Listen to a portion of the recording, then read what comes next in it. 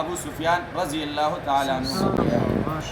ابو سفیان بن حارث بن مطلب، یہ آپ علیہ السلام کے چچا زاد، ہم عمر اور بچپن کے جگری دوست تھے۔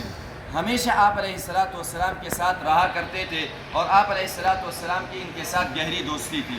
لیکن جب آپ علیہ السلام نے دعوت اسلام پیش کر لیا تو یہ ازلی دشمنوں میں سے بن گیا۔ آپ علیہ السلام کو سخت تکلیفیں اس نے پہنچایا، آپ علیہ السلام کے خلاف اشعار بھی پڑھتا تھا۔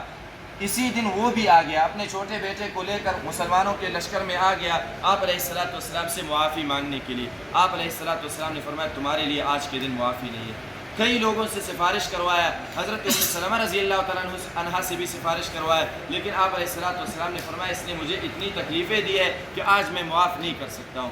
تو اس نے کہا کہ اگر مجھے معاف نہیں کرو گے تو پھر اس چھوٹے بچے کو لے کر میں جنگل میں چلا جاؤں گا، خود بھی ہلاک ہو جاؤں گا، اس کو بھی ہلاک کر دوں گا۔ آخر میں آپ علیہ السلام نے اسی بچے کی خاطر اس کو معاف کر دیا۔